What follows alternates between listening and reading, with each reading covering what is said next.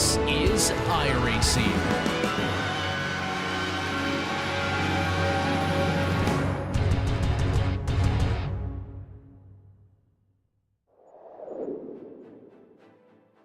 Tucked high up in the mountains sits a track that once hosted Formula One. While the open-wheelers won't be reaching those sorts of speeds, it'll still be a fierce battle. Time for the action to unfold at Okayama as we get ready for round 9 of the Skip Barber Sim Series. And you'll see it all live here on the Global SimRacing Channel. I am Joe Peak, and with me in the booth is Craig King. Behind the scenes is our director, Christian Duploy, and he's using cameras provided by Dougie Beard. Craig, this is another circuit that's going to be extremely familiar to any road racer on iRacing. Well, to anyone, really, it's a free track, and it's a track that a lot of the drivers learn how to drive in the sim. So it's very popular. It's always been a popular track for cars like the Skip Barbers. It's perfectly suited. And while Okayama is well known to most iRacers, in case our viewers haven't been introduced, let's head to our track guide. Welcome to Okayama International Circuit. Located an hour's drive northeast of its titular city, it sits nestled among the green, lush hills in southern Japan. Built in 1990, it's most well known for the 2 visits Formula One made in 94 and 95. But since then, national and international touring car series have come to race here as well. Otherwise, the 2 available layouts are mostly used for club racing and amateur track days. The full course is just under 4 kilometers with 11 turns, and the short version is a measly 2 kilometers with 7 turns. It does this by cutting out the portion between Williams and Revolver. While hairpins abound throughout the lap, overtakes tend to be surprisingly hard. The first corner, Atwood Curve, and Hairpin are the main spots where drivers can attempt a traditional pass. Hairpin makes for unique battles though.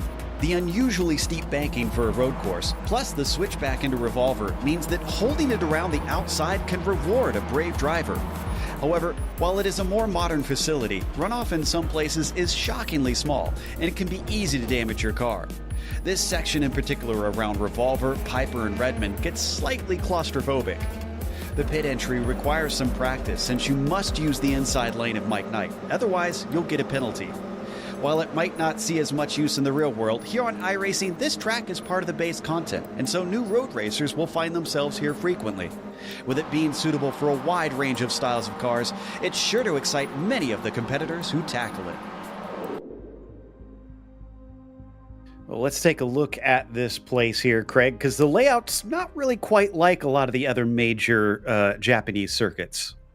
No, it's a very interesting layout here, and it's been like this since it first was made in 1990. In fact, it's just about to celebrate its 35th birthday this next week, to be fair. So it's an interesting track, but it still has that characteristics where the first corner is called the first corner, the last corner is called the last corner. You've got randomly named corners, just like a Japanese track, but no radiuses. But that's okay, because there's a lot of places to make some moves around here today, because you look at that little etch at the top left of the track map there, the Atwood Curve. It's an uphill right-hander. It's not a hairpin as such, it's more of a sweeper, and you really want to get a good run there because your biggest overtaking point will be at the hairpin there at turn 5, but you then got to make sure, like with this last part of this track, a lot of side-by-side action due to the back and forth, left-right and left-right again with the hairpin, so the drivers will have to navigate that, but you may also need to navigate something else today. We'll get to that later, Joe. I might need a raincoat out here today. Yep, the weather's going to be a talking point, which we will go over once we get out to the track. As for today's race itself, and we go through those race details for the 9th round of the championship, this has been a fascinating one, but this one is only going to wind up with 14 laps around here because it does take the cars a little while to get around since it does have so many slow corners. Open setups in this series. Now, I'm not sure how much you could really do to try and help it with the weather because these cars are very basic. However, if you wind up binning it because of that precipitation, they do have a spare car waiting in the pit lane. It is a standing start, which is also going to be fascinating with the wet weather, and it's a disqualification at 17 incidents. If you go off enough, hopefully nobody reaches that, and 14 lapses. You're going to be quite messy if you get that many in that little time. And look at how dreary it is out here. Track wetness is officially moderately wet. Participation is about 45% right now, and there's a lot, and they are just getting out of a very heavy shower, and it looks like it will probably go away later. I'm doing my best Michael Fish impersonation here. That's a British weather forecaster, and no, I'm not going to say there's a hurricane or a typhoon coming here, but we're looking at Lado Tito coming around, and you can just see how he is struggling out there, because with how wet the track is, there's not really a rub-it-in line, so you can kind of take the racing line here. And thankfully, these Skip Barber tires, and Joe, you are very used to these Skip Barbers for all your time on iRacing in the real world. They are grooved tires, so there aren't wet tires for these cars. They do have a little bit of groove, but that doesn't mean you can't just run on the curb or the white stuff today. They are still going to have to keep it inside the lines. Yeah, even though it wouldn't be any sort of question on which tire you'd be on, these tires are made for any sort of weather condition to race in. It's still going to be extremely tricky as we're getting our first time starting to come in here shortly around this track. You certainly don't want to waste too much time as we watch Vlado Tito cross the line. And it looks like that was not his first flying lap. He's just starting it now. So they're not really going to have a whole lot of wiggle room. I said it takes a while. I'd forgotten the times have probably been significantly slowed down due to the wetness too. Yeah, you can just see the fighting he's having to do. Well, it is hard out there today, but it's not dirty. But look at the steering angle you have to put in here. Now, this car originally was a round wheel, kind of like the old school Formula cars that you would see, like the Lotus 79s and the early 90s cars. But most drivers in sim nowadays, they like to drive with a GT/Formula style rim. And some of these drivers will be doing that, so you'll be seeing a lot of adjustments, and that's going to be handy because you do get a lot of that correctioning there. But you'll see as he comes to start braking for this hairpin, it's going to be very tough to find your braking point. Especially when they're in a pack of cars around here. It does look like it's heavy enough that you'll have to watch out for the rivers across the track in certain spots. You can see there is a fair amount of elevation change, so we'll probably see water siphoning over certain sections. Completely missed the apex down through Piper that time, but we have to remember, other than just a simple maybe one warm-up lap, these qualifying laps might be the first time the drivers have really got to test these conditions. Yeah, you can see Jesus Cabal, 158 is the first man out there. I am going to have to do my investigation work because this is not a race that has been wet all the time on sim this week, or so far this week. So I'll have to do some ideas of what times we're really looking at around here just to get an idea. Tito's going to come across the line. You can see some of the drivers in the 2 minutes just trying to get their way out here. In fact, Javier Sanchez down in 7th. Tito's going to come across the line, a 58.562. We don't even know what the time's like out here, if that's a good time or not today, because I think really you're not going to see the iRating be the litmus test for speed today. It's going to be the experience on the wet, and something this wet. We haven't seen anything this wet for a long time in sim.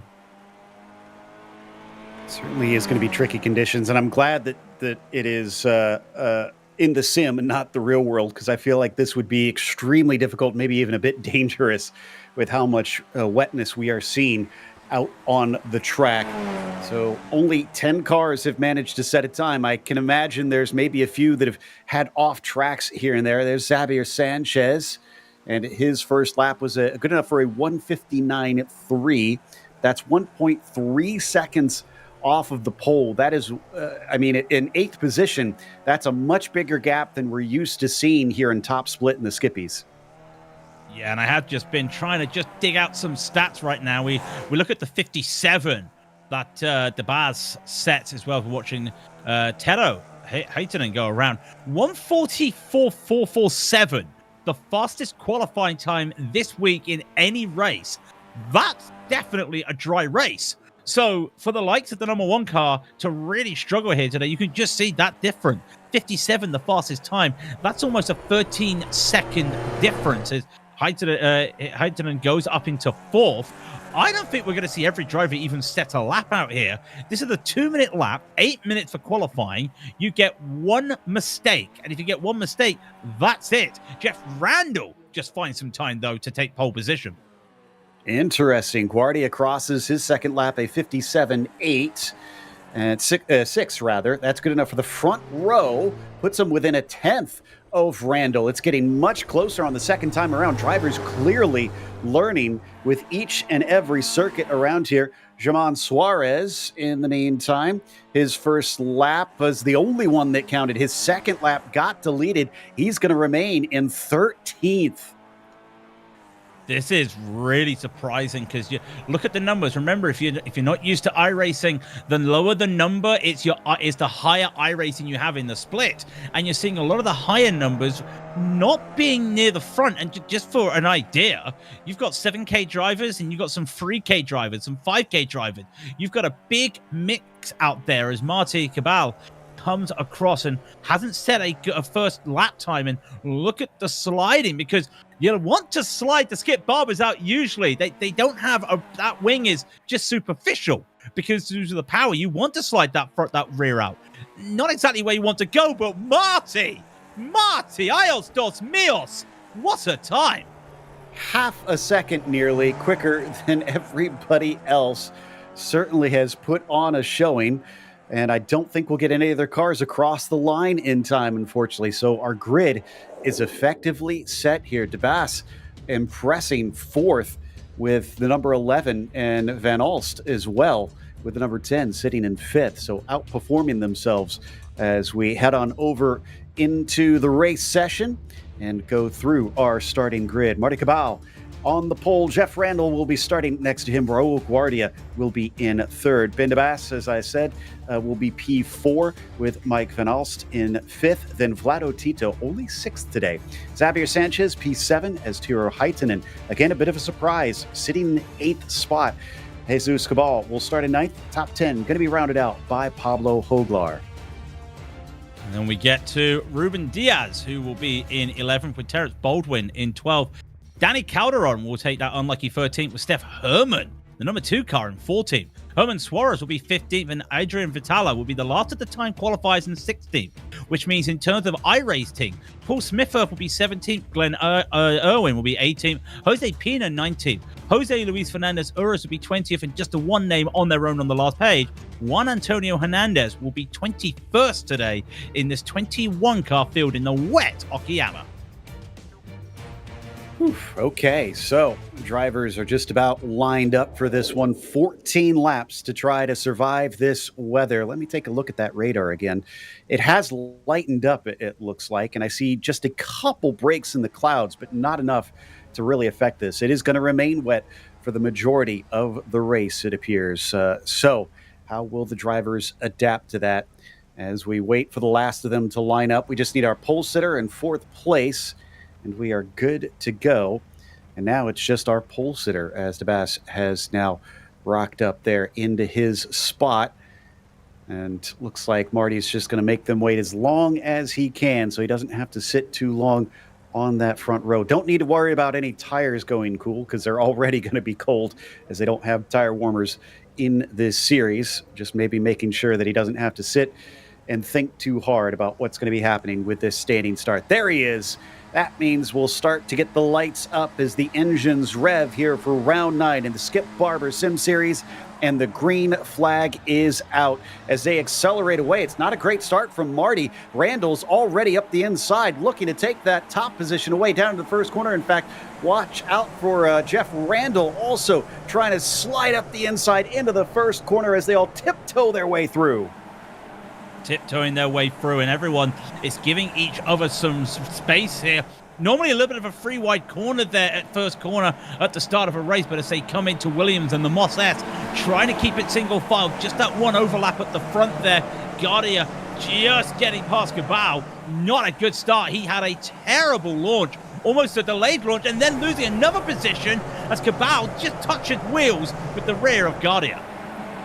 All the way down to fourth already. We're not even done with the first lap. He's going to try and fight back with Ben, who's got the inside coming up into the hairpin now. It is quite a banked corner, so we might see him be able to use that to his advantage. But now we got a battle for the lead. Guardia with a run. Out breaks Randall coming down into the hairpin. He'll take that spot away as Marty, still working the outside line, has to eventually back off.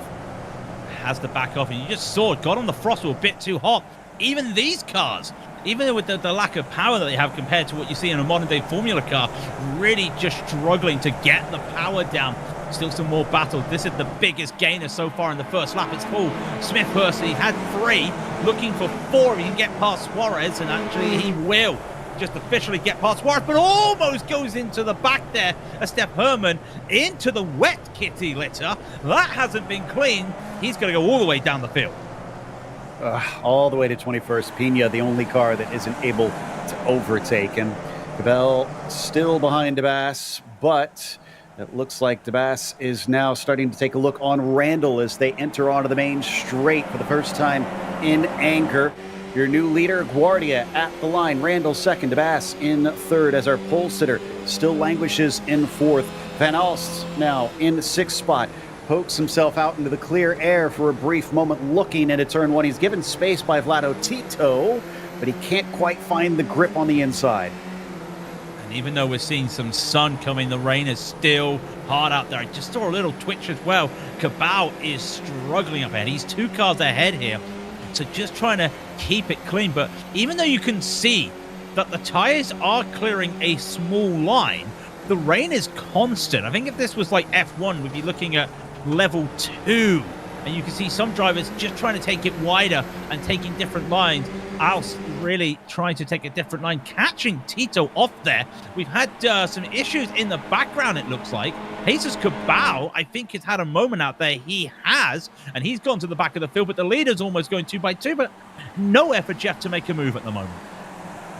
Under braking, they all concertina once again, and the front group goes all the way to 8th place here. They're absolutely nose to tail, being led by Raul. Down the hill, coming out of Revolver and into Piper. This is where the track tightens up as well. A lot of slow corners here. Very tough to pass in this part. Yeah, this is the real tough part of the track. Can DeBass really look for anything? He can't. Just an update on that moment with Jesus Cabal. He actually got hit from Heitinen. Heitinen actually lost the braking point going into the Atwood curve. And we're going to have a quick look at this. And that's just, to me, like trying to get out the way due to just locking up on the water and nowhere for Jesus to go. He was already turning in. It was an unfortunate moment there. He did get onto the apology. It is a meatball flag there for the number 1 car. He'll have to come into the pit, take a fast repair. Bit of a shock. Meanwhile, side by side for P2, as Randall is probably going to have to give this up because you don't want to be losing too much time to Raul Roche's Guardia. We know the pedigree he's got. He gets it. Cabal as well makes up another spot, and is that Van Alst making another position loss.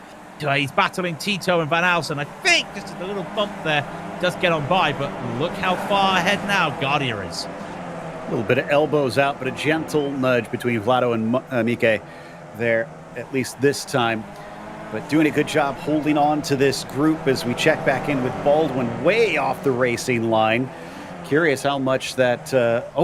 we've had more problems. Our pole sitter is off. Marty Cabal down into Atwood Corner with someone else. I didn't quite catch who it was, but definitely some words of consternation over the radio. It was actually Randall, and it looked like Randall was trying to just keep a clean, and I don't know if it was a late move on the braking from Randall or just all of them just had to have a little concertina effect. They get caught out there at Atwood Curve, kind of similar to that replay we saw last time out, and that puts Tito up, the number 3 car, into 3rd place. 3 places up now. Van Alst will then also just take on as he's struggling. I don't think he wants to be hitting that curve right now. The rain is constant at the moment. Really got to think about your safety there. Well, let's have a quick replay if we do have it on, because it was a very interesting moment here, Joe, because watch, he's trying to look away. Oh, this is the first one, sorry. And you can see this is the concert, and that's not a good rejoin. That's not a good rejoin. Oh, yeah. Jose just pretty much had no place to go. He has since had to come into pit lane to take that spare car, help him out. He is still on the lead lap, but he's a long ways down. He's going to have to hope for attrition to help him. Meanwhile, Van Alst and Tito still fighting for the last step on the podium. He's got a good run. He's going to look to the inside. And we've seen this twice to at least make an attempt down into turn one. But Vlado actually gives it up and he breaks early. Yeah, and I think it's just the nature here because we know as well when you come to dry racing here at Okayama, if you don't get the move sorted into the first corner, you're forced to go side by side into Williams. And look in front. Look at that gap now. Bass has managed to catch up to Guardia. These two don't really want to be losing out here. As Irwin, unfortunately, he's been losing out. Had a little bit of a moment just down there at the first corner, going a bit too hot and losing out. Hernandez as well, having some time just behind, but you don't want to be losing out time now at the moment. As we take a look at a replay as to what happened to our pole sitter, and yeah, it seems we've had multiple cars now into Atwood Corner just mistake the braking a tiny little bit in comparison to their competitors, and that has had disastrous results. I'm impressed with Ben up here at the front. His last lap, fastest of the race, 0.4 of a second quicker than Guardia's fastest lap so far. Ben is absolutely moving. Yeah, you had your eyes poised on Ben during qualifying because you were thinking about his pace, and we all thought about it, and he didn't have the best of qualifying, but now we're getting into the race, and we're a third of the way through the race, really starting to just feel the confidence. And we're on the hoop camera here, the wonderful hoop camera here, really starting to feel that confidence. I'm not going to do the old knock on wood, and I just cursed the man. Real good save, though. You've got to hand it off. Even these cars trying to catch a slide, you can catch it, but that could have been into the pit barrier. I didn't knock on wood quick enough there, Joe. I cursed the man.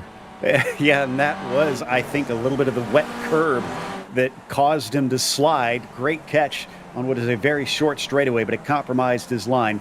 Ruben Diaz up to 7th with a slice up into turn one. That's going to be ahead of Xavier Sanchez, who is now sandwiched between Diaz and Jeff Randall. Still recovering. Randall's going to be able to get by as we see them head into Williams. Yeah, not sure what happened there to Javier because it looked like he just slowed down all of a sudden, and that was a very weird move. He does apologize. I think he may have had an issue out there, probably just struggling in the rain, and he's gone down. He started 7th. He's now 9th. Randall is, give a shout out to Jeff. He's having a real good recovery drive out here. Because remember what happened to him a few laps ago, and he's really working this on now. Here comes a battle in front of him, side by side. It's Rodriguez in the in the yellow, Herman in the green. Usually your best place to make an overtake here is to try and hold it around the outside of the hairpin. But in these conditions, the banking's not going to help you here. You're just going to have to get this up more side by side as well, as Ruben Diaz is having a little battle in the background. Yep, staying wheel to wheel, coming down through Revolver. That is tough to make work, but they somehow hang it out. Diaz on the back foot, Jeff Randall just in front of him. Xavier Sanchez now watching as the battle happens in front of him. Randall clearly making up for that lost time as quickly as he can, up to 7th, at least at this stage, as they weave their way up through Redmond and Hobbs. Big climb uphill, back and forth, almost like a switchback on a mountain up through that section before it's back downhill once again through Mike Knight and into last corner. And you can see how much curve that these guys are taking, and now you get an idea of what happened to the Bass last time out, because they're trying to extend. And remember, these are just all-purpose tires again, groove tires out there, so they're just able to just use that to their advantage. But again, these curbs, even though you're going uphill, it's flat there at the final few corners. Not a lot you can do out there. Herman trying to get around the outside of Hogler, could not get it. These two continuing to battle, losing time on Tito now. That's going to help Randall, and just keep your eyes on those times as well, because Guardi has found half a second on Debass as well. As no try to do an overtake around the outside or a cutback there for Hogler, but manages to get this stick, Joe. I'm surprised. I did not think he had that over-under working. He had a little bit of speed to be able to get alongside. Now he's actually starting to make some inroads and has a nose ahead along with the inside line coming into the hairpin. Question is, can he make this work? Because Hoglar is going to fight him, use that banking around the outside of the hairpin. No dice. He'll have to give it up. Now, the reason that's so important, you can see it switches back down here into revolver. Drivers will often try to have the inside for that left-hander. And that was an interesting move from Herman there, because we've been watching Cabal try and do the same thing. More drivers try to do the same thing. Usually you don't track out straight to the left to take the inside here for Revolver, like we're seeing here in this little battle. And I wonder if that was just a little bit planned there, because Vitella tried to do this on Calderon. That's a really good move from Danny Calderon around the outside of Piper and Revolver. Can they get it stuck into Redmond? They're still going to take this side by side with all the power in the world. The outside becomes the inside. Just a little bit of grass there for Calderon, trying to tighten up. They do touch, just forcing that car a little bit too hot into Hobbs' corner there with Calderon. That caused them to just slide out a little bit in the wet. Gets the move done, though. Lovely little setup there to go around the outside. Open wheel racing is not typically a contact sport. I think the fact that the speeds are so low because of the moisture on the track, they're able to get away with so many contacts that we've been seeing. Valiata still has a little bit of a move coming down into turn one. Early braking for Calderon, and that's going to give it right back to the 21 car. Now, this is interesting. We're at the halfway stage. I'm keeping my eyes on the radar if we go back to Pablo having this battle. The rain at the Atwood curve is starting to just low a little bit, and there is a small gap in the weather, but it's going to do nothing. We're halfway through the race, Joe. It's not going to do a lot here today, so I do wonder if it's going to make much of a difference. The rain is definitely dropping just at some parts of the track. Give it a couple more laps, though, as they try to make this move work. It does not work. Does not work. I tell you what, was that Tito? Hang on, was that Tito off in the distance? It was. Tito went too deep into the corner. He falls to sixth place. Thankfully did not hit anything, but man, that one really hurt in terms of track position. Randall even got by him. Steph Herman got by him. Hoglar and Van Alst in their battle, what is now for P3, have gotten by as they climb back up the hill, and it looks like Herman and Hoglar rather, getting close once again. A little bit of contact between the pair of them. It rages on now that they've hit Mike Knight. These are fast corners, but somehow Herman holds on to P4. I had to do a little bit of a chuckle there where you said fast corners, not just only because it's the Skip Barbers, but also because we're in the wet here. Javier Sanchez having not the best of time out there. Unfortunately, probably doesn't like the wet out here today as DeBass goes fastest once again. Is there going to be another response? No, but look how much they're fighting, and I think they've kind of just resigned themselves to the fact that this is where they're going to be. This is where Pablo and Steph's going to be for the rest of the race. They're going to be battling for fourth and fifth because Van Alst is already 5 seconds ahead of them, and keep your eyes on that timing tower. You did see the Bass, faster than Guardia. In fact, he was almost a second faster last time out. And we're at that halfway stage. Still moderately wet. The rain stopped for a short moment. It's coming back. Well, never say never here, because I think this race has got a lot more to deliver. We're only halfway. Looks like Hoglar's got a nice little slipstream, but he's not going to be as close as what we've seen in the past. A defense to the inside from Herman to cover him off. They break it about the same time coming down at a hairpin. A switchback from Hoglar is not going to really do much for him because now he's going to be on the wrong side coming down into Revolver. He'll switch back again. This could give him a shot, but it's very rare you see passes work into Piper. He's given space at the apex by the number 2. Somehow they'll both get away with it, but incredibly close fighting for P4 between these two. Yeah, incredibly fast. And I was just wondering there, it's not a place you usually look for a move unless you've got that side-by-side still and can't get that move done after hairpin and Revolver, but into Piper, trying to just look for a window that was open, and the window was open, but the rain window shut. The rain's come back again. Just as we were looking, it almost looked like a dry line was just starting to form a little bit coming out of the hairpin, but unfortunately for the drivers, they're back to wet racing. I'm just watching as well up ahead, Guardia resetting the fastest lap. DeBass just missing out, and just to say how close it was between them, well, DeBass was faster by half a tenth, but he had an off track, did not count. course, fastest lap won't be counting towards points or anything, but yeah, I think the thing that matters there is that he still kept Guardia in check, forced him to pick up the pace. There you can see Ben coming down into Atwood Corner. He can actually see up ahead. He can see our leader and knows he's there, but it's too far away for an attack. He's going to need some good laps here. Yeah, you just need to be consistent. I think good laps is more consistent laps when it comes to the rain. You know where you're driving now, and you can see the tire marks that Guardia is setting out there. Taking a second. If that was almost like an oval, that would be the second line through the hairpin there for Guardia. The Bass holding into the inside, and I think that higher line may have helped there for Guardia because he's got a better run, better momentum, and the Bass, crucially, the drivers are trying to use that curbing between Revolver and Piper. But unfortunately, he got on that curb too much, and I did see that Ben had to just lift off the throttle a little bit, and now he tried to compensate and gone a bit too hot into Redmond. This is not consistent, and this is not good laps. He's losing out here to Guardia. Not what I was expecting with the pace that he had earlier on in the race. But I guess, speaking of consistency, the one thing that they do have going for them is that it has been this steady rain. So it's not like it's been super changeable conditions out there.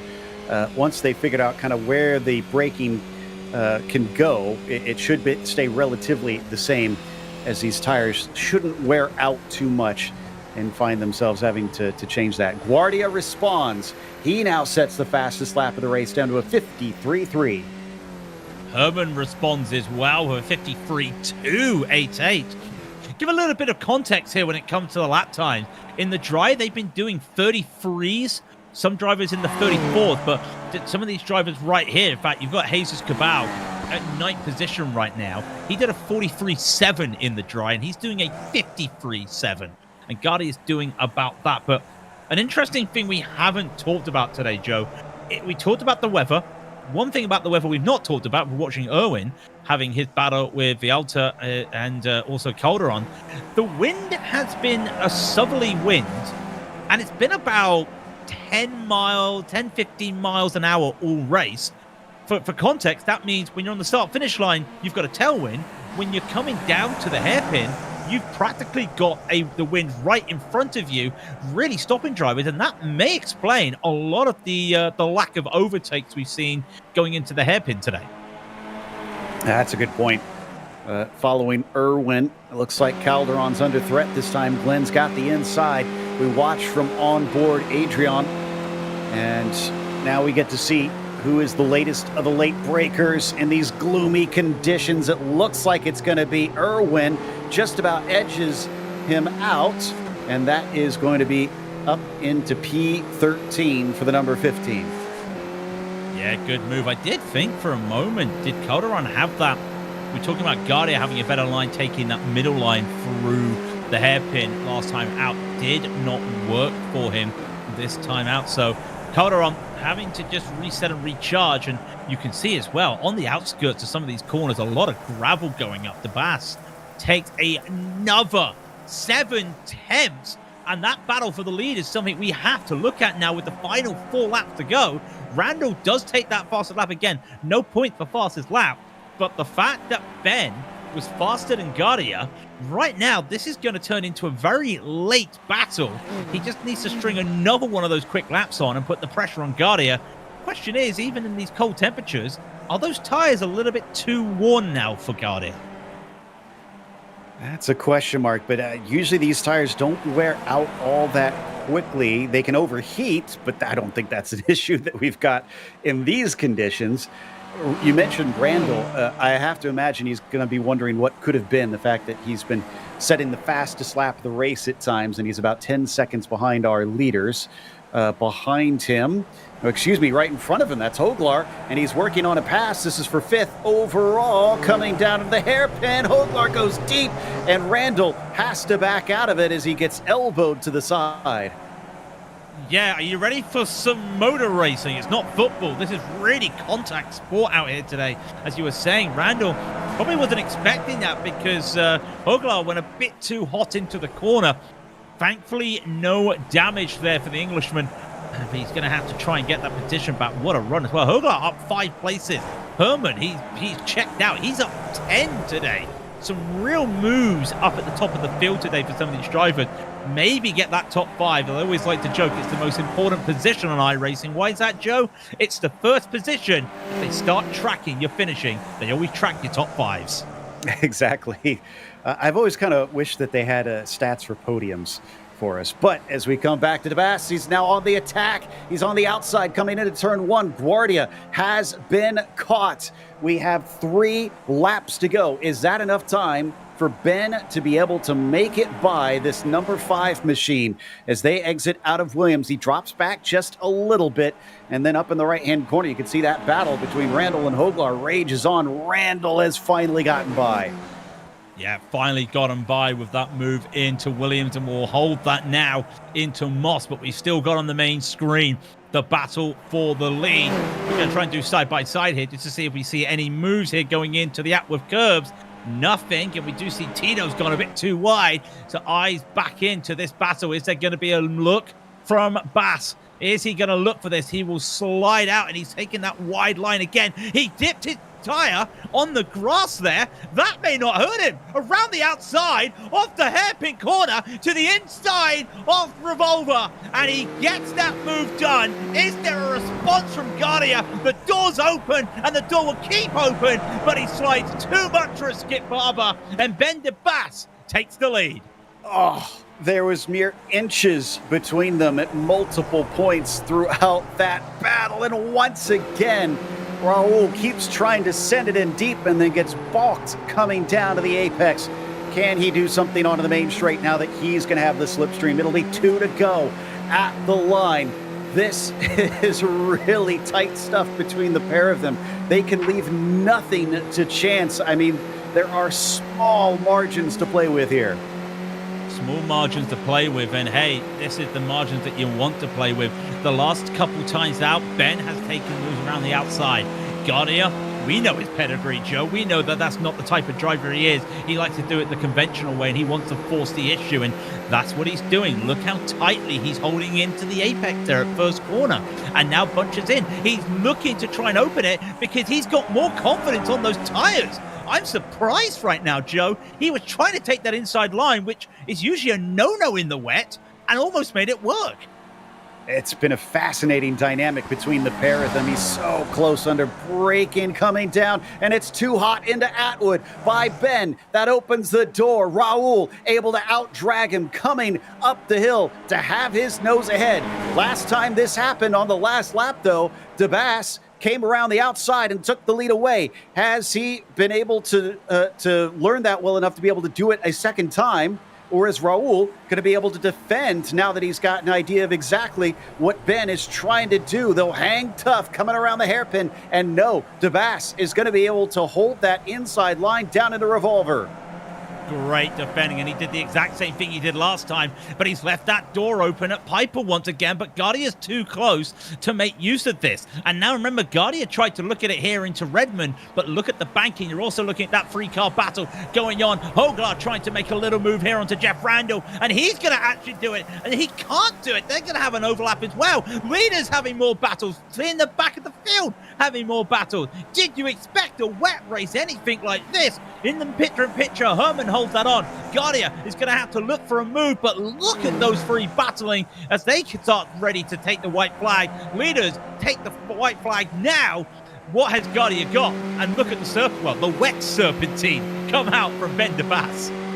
He is much closer this time than he was last time down into the first corner. It looks like he's going to give it a go. He wasn't quite able to get there last time. This time he's going to be fully side by side. Coming up to the inside of the first corner is going to switch him around to the outside of the second corner. He was in the reverse position. Last time they went through Williams. The inside rubbered in line still works out decently for DeBass. It's going to be a drag race down through the Moss S. You got to give each other room through here as it does weave back and forth. Look at the car get sideways as Raul is just barely hanging on by a thread. He's given lots of space by Ben, not wanting to get run into, and that may have been his undoing as he's now behind. He's now behind, but he's in the same situation he was last lap and the lap before. He's got the outside here for the hairpin corner. Still got that three-car battle, picture in picture. Tito gets past Hoglar, but look who's got the run going up the hill. It's Ben de Bass. And once again, for the third time in a row, you don't have a skipped record here. Around the outside, they almost lock tires. Ben de Bass takes that lead back once again. What a finish this is going to be. Is there a response going into Piper? Guardia, look for it. But I don't think, Joe, he's got anything right now. Ben has 5 corners left to defend. Nearly nose to gearbox there for a brief moment coming through the corner, defending the inside early. Ben is not leaving anything to chance. He's already seen what Rowe can do with just the slightest of whiffs of an opportunity coming into this back-to-back hairpin. It's going to be tough to make any sort of pass in these last 2 corners, though. They usually do not see opportunities to overtake. He's going to go for it anyways as he sticks his nose in, but he gets chopped off by Ben de Bass. Now it's a question of if there is enough slipstream to get by before the start-finish line. But no, there is not. Ben de Bass from 4th to 1st in the wet in Japan. What a stunner. What a stunner in the background.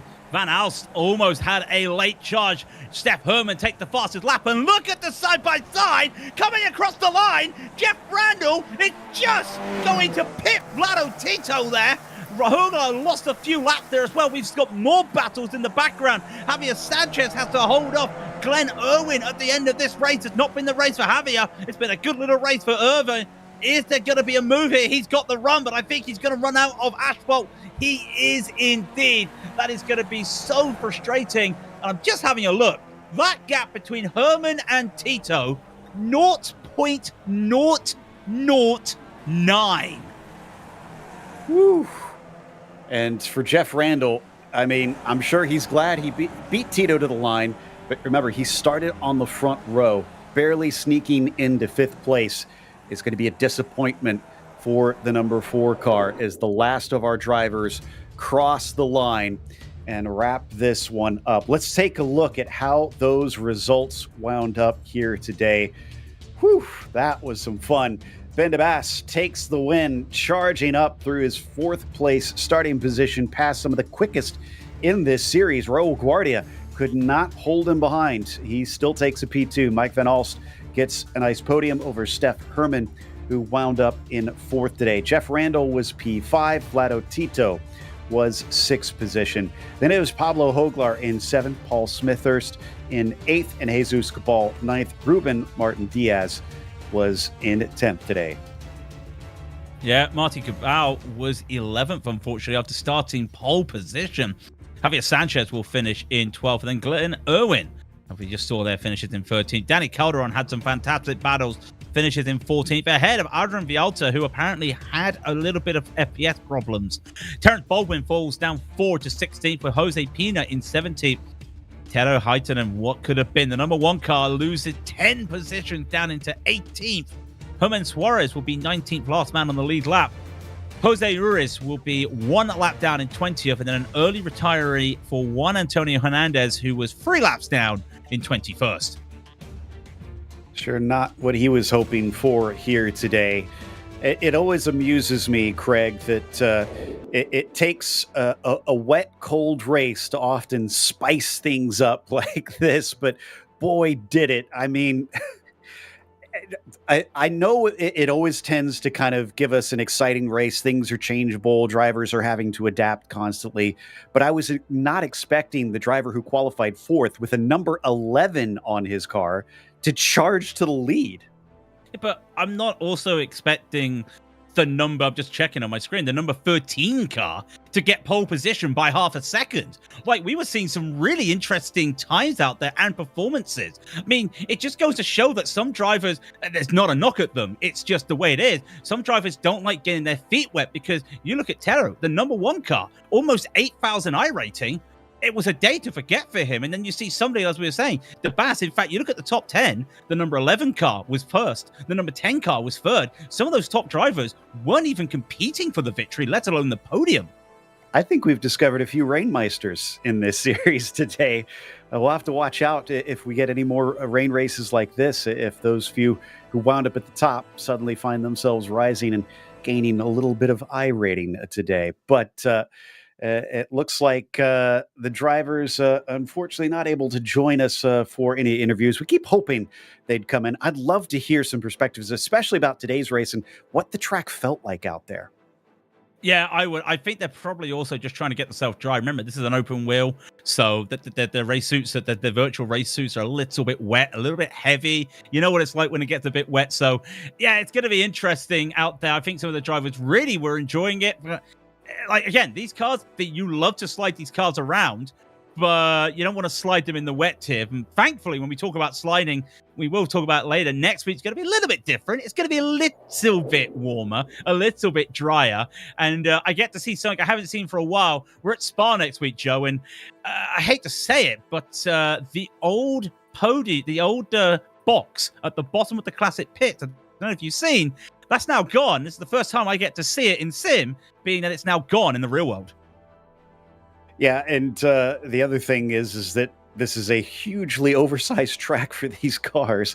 I mean, even in modern Formula One, it sees so many slipstream battles out there. So it'll be something to behold. It's almost like a Talladega race for these vehicles. And that's saying something because these are almost always a draft battle car at most circuits. So with Spa being up next, of course, we've got more action coming up on GSRC. Don't forget to tune in as we will have the Grand Prix Legends going to Road America. And of course, we have the Sim Racing Republic also at Mandy-Core. So that's going to be a lot of fun at a track that you don't see as often here on the Sim. So look forward to more here on GSRC. But a big thank you, of course, both to iRacing and GSRC for broadcasting today. Final thoughts, Craig? I mean, there's a lot to unpack on this one. A lot to unpack, but I think we saw some fantastic iRacing moments today. Just goes to show the car might be a little bit older, and some drivers may have moved on to something new, but older is better, it feels like. This is still a car that is delivering not just fantastic racing, but some fantastic moments. And I wouldn't be surprised if we see a couple of those moments just reaching those iRacing social pages. I hope so. But thank you again for tuning in to us. So thank you to the team, Craig, Christian, and Dougie. I'm Joe Peak, and until next time, race clean, race hard. We'll see you on the track.